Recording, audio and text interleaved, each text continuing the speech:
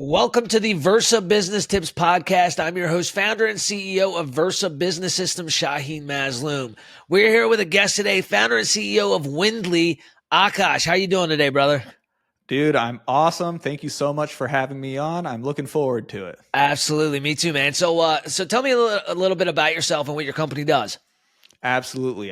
So I'm the founder and CEO of Wyndly. What we do is provide permanent allergy relief. So if you can't breathe, if your girlfriend has a cat and she's not letting you move in with her until you get it fixed, come to us. We'll take care of you. You won't have allergy symptoms after a few months.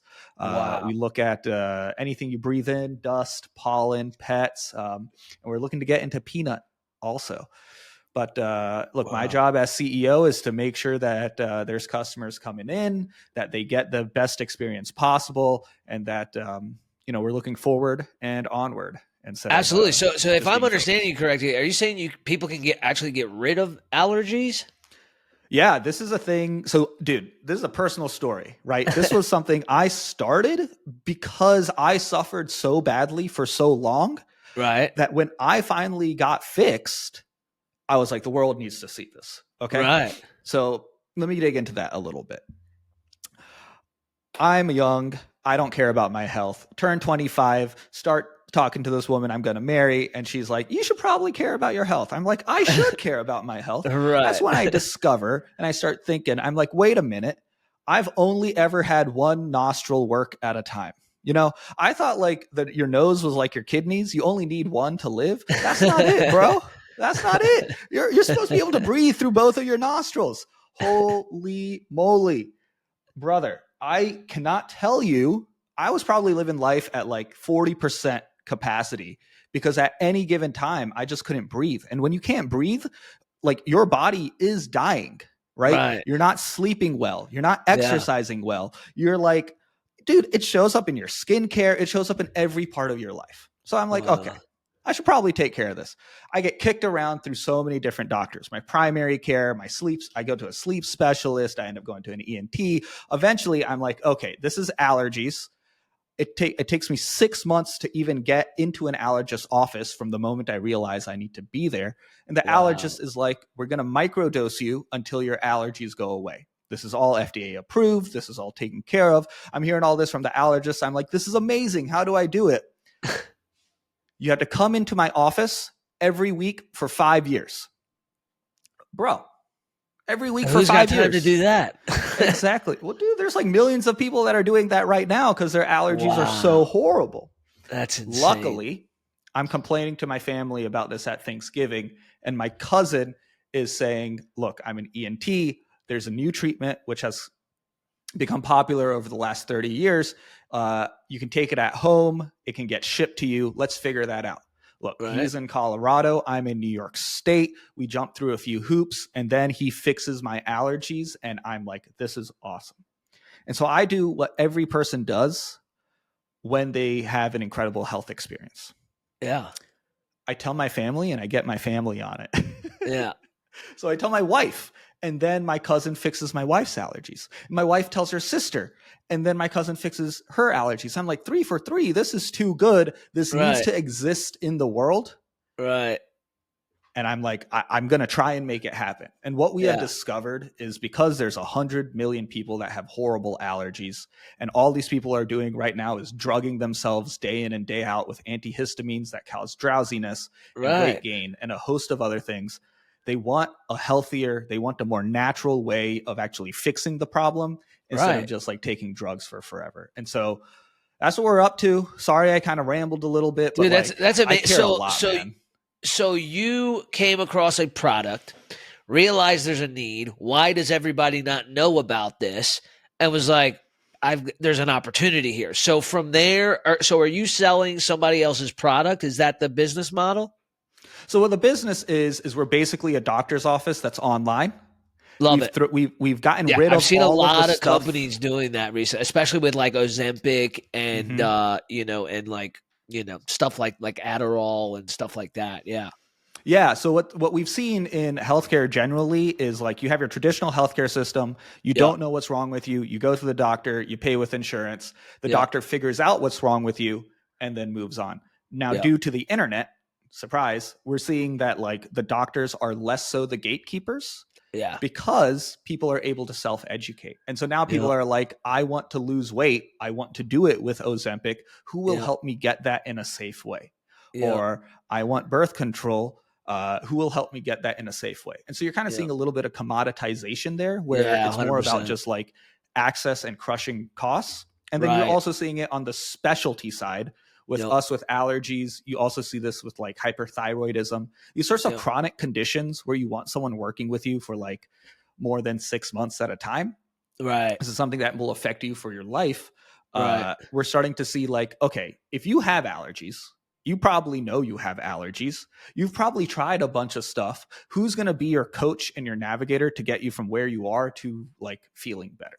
In the Yeah. same way with like hyperthyroidism, it's the same deal. You kind of want that long-term patient doctor relationship instead Right. of being treated as just like, okay, you're in, we're going to pump you full of drugs and you're out. So Right. that's kind of where you're seeing this model come from.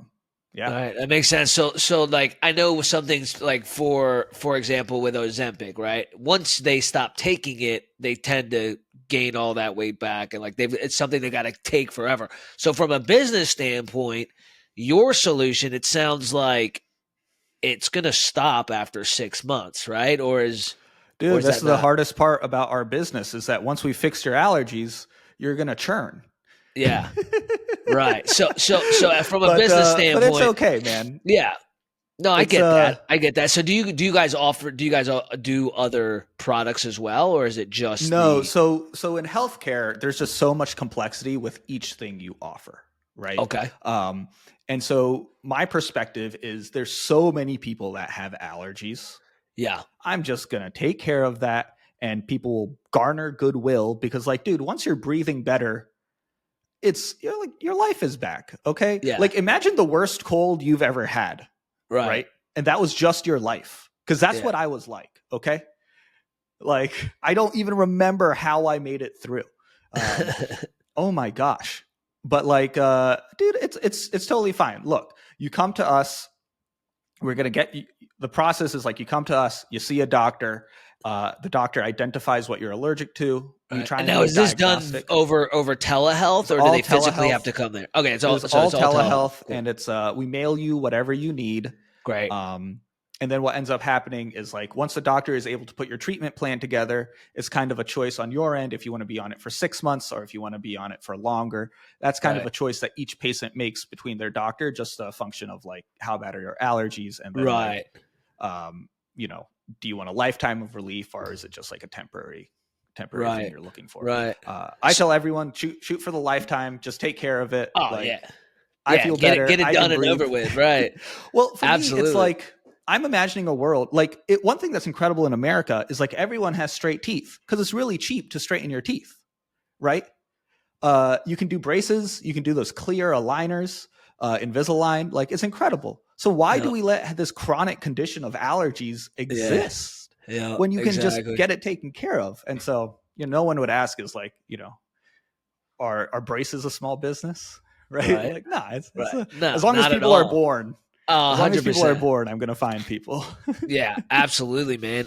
So from a business standpoint, in the medical field, are you yourself a doctor, or do you just have to have a doctor as part of the business? Yeah. So I have a co-founder. This is the guy who fixed me. He's my cousin. So we came Right. from like a shared understanding of our values on building and like what do we want to provide and put out into the world. Right. He is the doctor. He's super well respected. He holds positions in his academy. He's like he's very involved. Right. He's just not your like he's not just the neighborhood doc. He's the doctor that other doctors look to. Right. And I let him handle everything on the medical side because Yeah. there's a lot of complexity there. Yeah, I'm Dude, sure. this is not like this isn't a social app where if we make a mistake, someone can't like send a few messages for a little bit. Okay. Right. Like Snapchat doesn't work out. Okay, I'm not sending my photos to my friends. This is Right. medicine. We want to Yeah. take care of people. And there's like Yeah. just requirements and standards we hold ourselves to that are higher Yeah. than what most businesses have.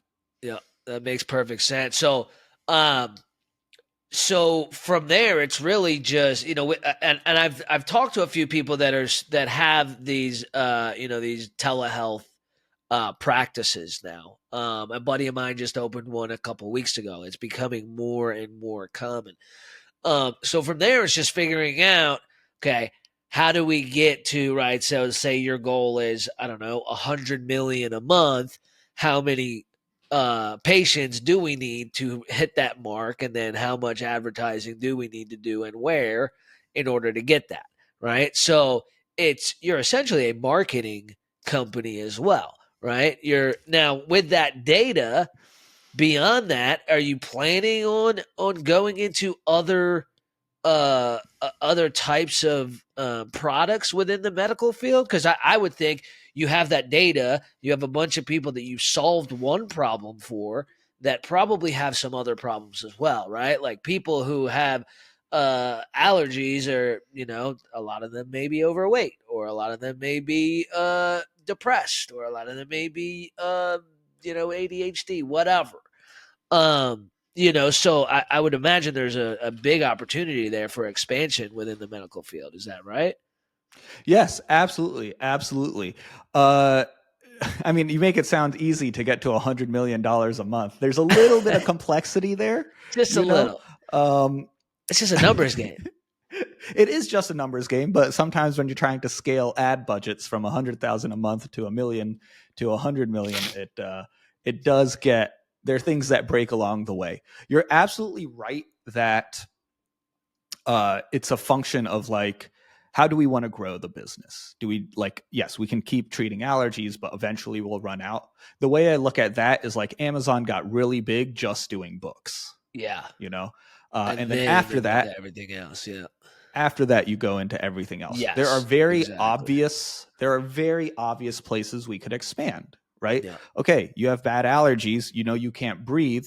Okay, well, once we fix the allergies, is there another thing that we can do to help you breathe better, right? Can we Yeah. help you sleep better? Yeah. There's a lot of things that make a lot of sense and are complementary, but Yeah. focus, like complexity kills businesses, man. Oh, 100%. Yeah, I uh, couldn't agree more. I think people try to get too big too fast.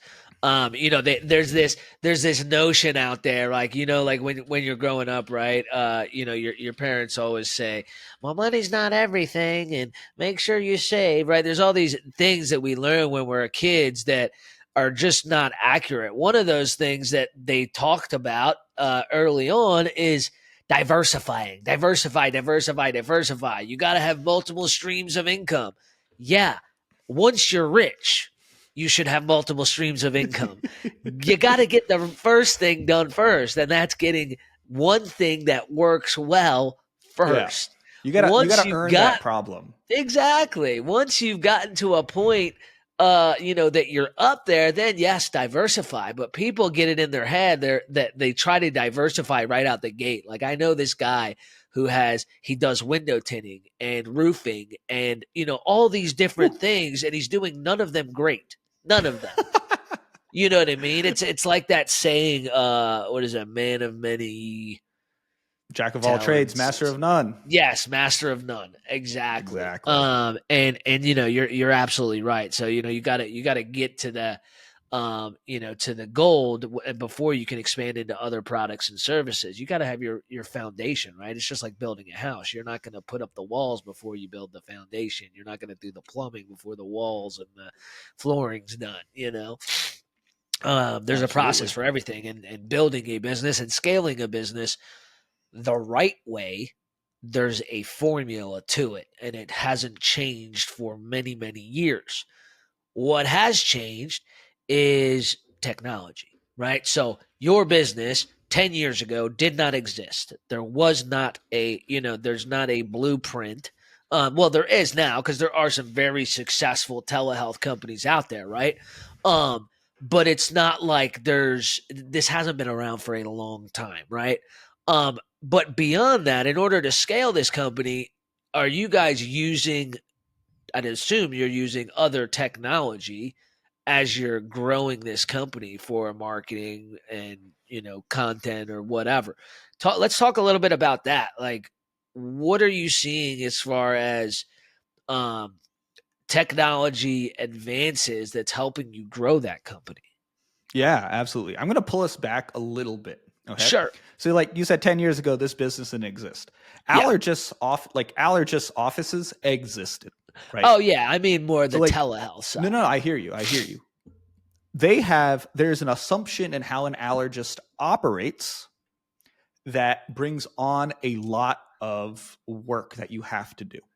For example, and this is not a wrong or right way to do a business. It's just a choice that you end up making, right? Right. So let's say most allergists treat every allergy, right? Like they'll treat you from your peanut to your pet. They'll also do like venom, and they'll also do like a long tail of like really finicky things.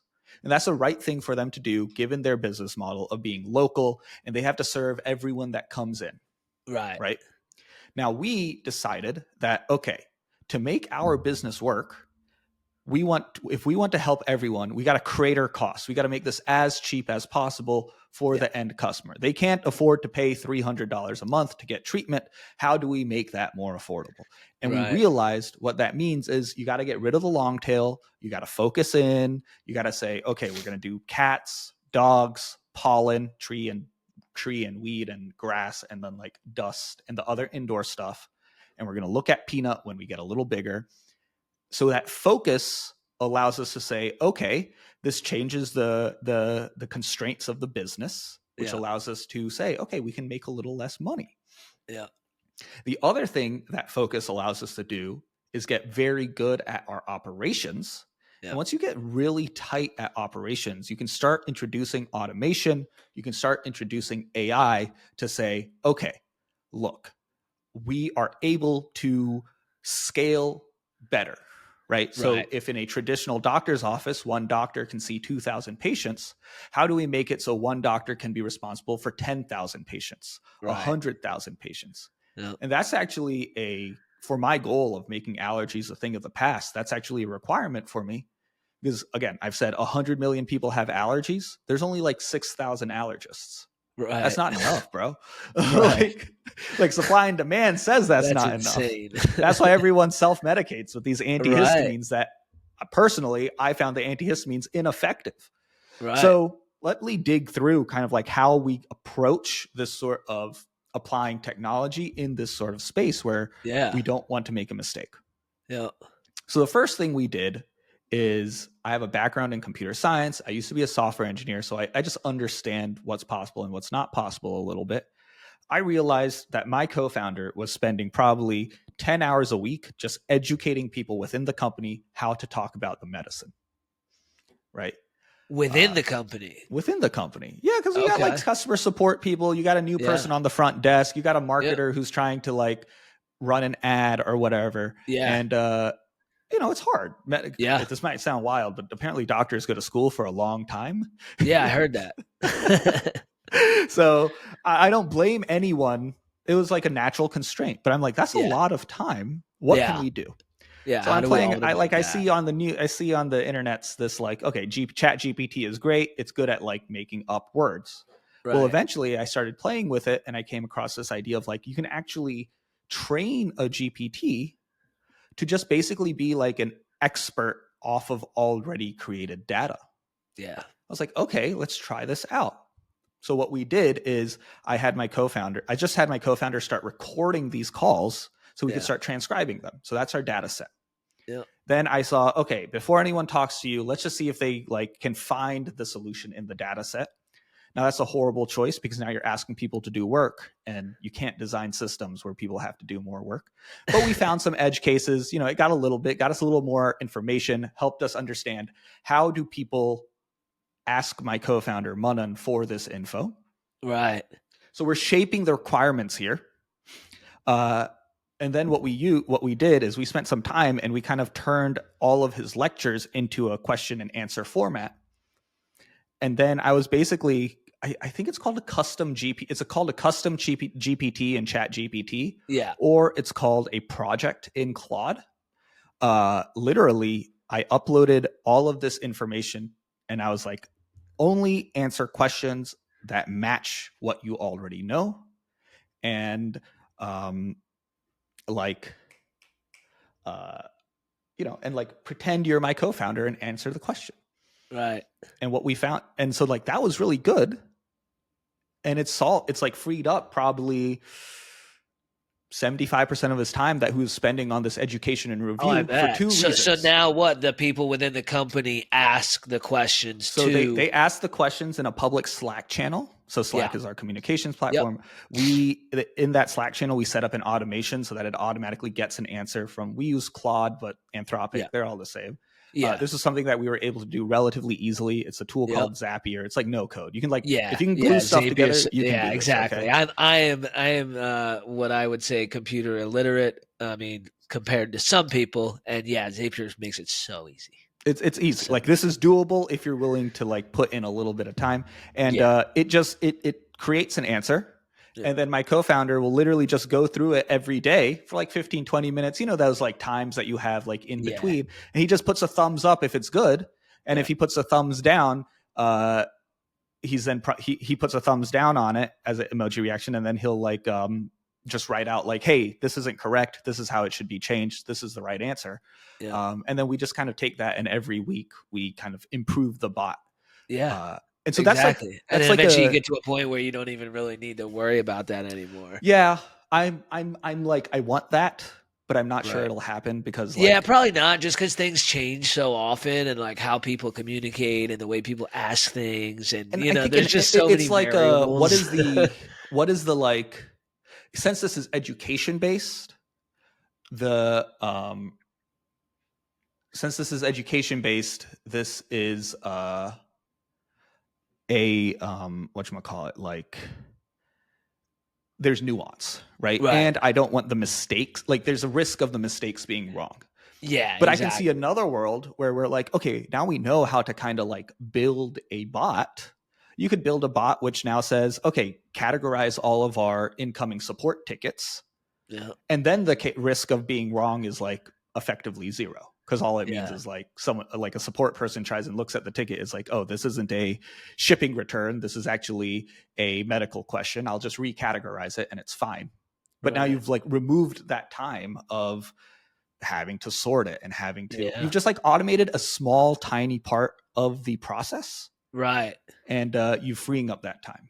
But I found 100%. what's really important is knowing what you're trying to do, because if you don't know what you're trying to do, then you end up building the wrong thing, or you end up not being able to like get AI 100%. I mean, AI and automation is great, but it's only as good as the person using it, right? Like it's not this magical pill that's just going to fix things, right? But like you said, you got to know what you're doing. You got to know how to ask for it. You got to know how to get what you're trying to do out of this AI or this program, right? It's it's funny. I started teaching my wife. My wife's a bit older than me, and she didn't grow up with a cell phone. She grew up with a pager, right? So tried to teach her how to use chat GPT. She's a realtor, and I'm like, look, this is so easy. It can create different things for you. It's easier, or whatever. And the first few times she asked it to do something, it's like she was asking her friend to do it. Like they would know what she's talking about. I'm like, you can't ask it like that, because they don't know you. They don't know you yet. They don't have enough information. You got to give them more information and ask them very directly and specifically about what you're looking for and how you want it, and so on and so forth. So yeah, I think the biggest thing with people is they just got to start using it. There's not enough businesses out there that are utilizing it, and it'll be just like those companies that that went out of business when they didn't jump on the internet years ago. They will get ran over by the ones that do take advantage of it, because if you're not using automation, the only way you can grow is by adding more people. And it's no way to grow a business. It can be done, but automation just makes it so much easier, so much faster, and adding so people has got to be the hardest way to grow a business. 100%. It's the hardest way. I would much rather make 10 people 10 times more effective than hire 10 times the amount of people. And like What I found is if you get the right folks, because we're a relatively small business, we don't have a ton of folks. And so Right. what I always try and say, I try to tell everyone, look, you're joining us to build systems, Yeah. and your job today is not going to be your job in a year. Because if it's still Exactly. your job in a year, I have failed you Yeah. because I Yep. haven't built a system that's let you kind of move on to higher Yep. To value something things, to else. like Yeah. more important things. Yes, Um, exactly, bro. Dude, I mean it's great. You're seeing billion-dollar companies that have 1 to 5 employees. And that would never be possible without automation and AI.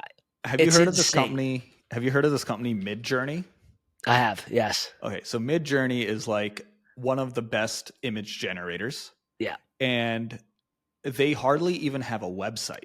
Yeah. This company, the founder was just like, what is the core thing I need?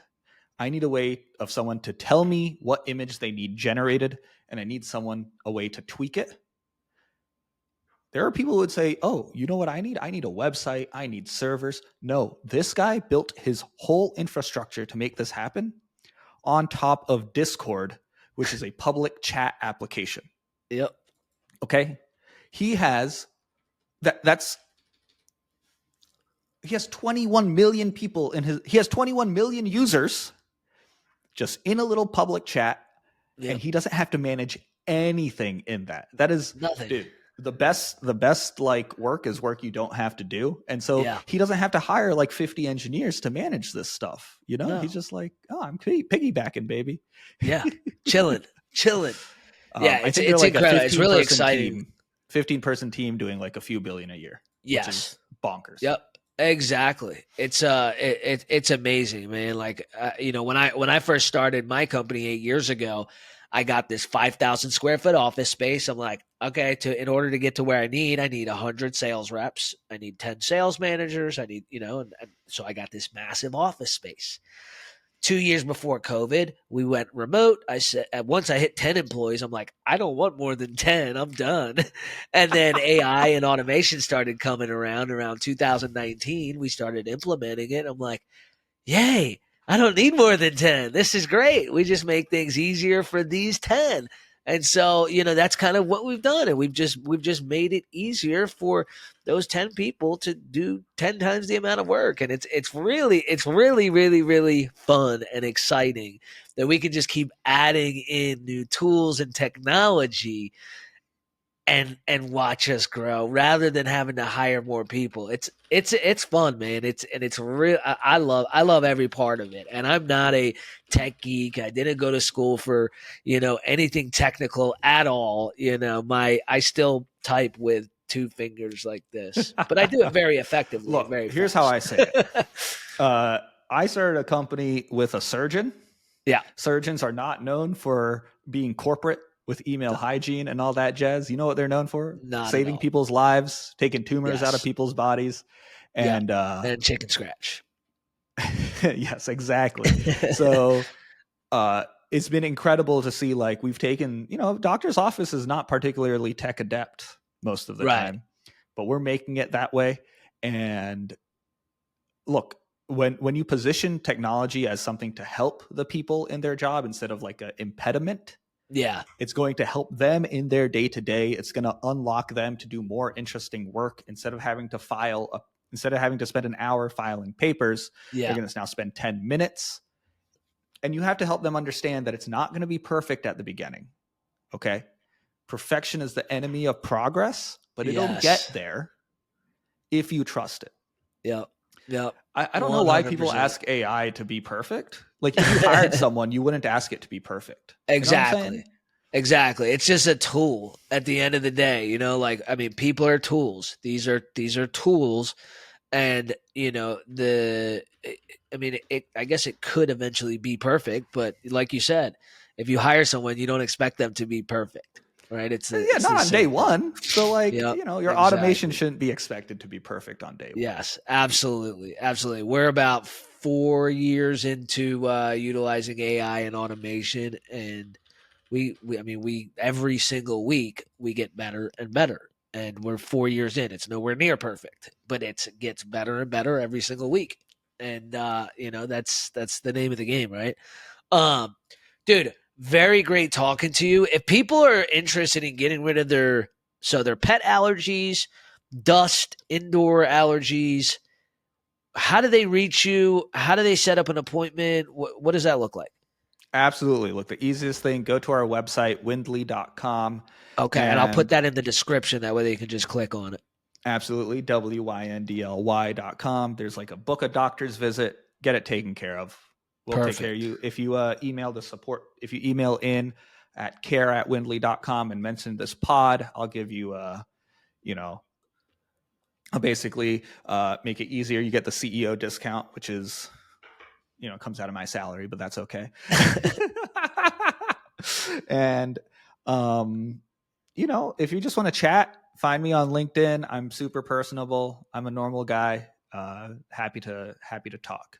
Awesome, man. Awesome. Well, I appreciate your time, dude. Best of luck with everything. I'm excited to have you back on in maybe a year or so, see where you guys are at. But yeah, it's exciting times, and I'm excited to see where you guys grow this thing. Wonderful. Thanks for having me on. It was a lot of fun. Absolutely. Me too, bro.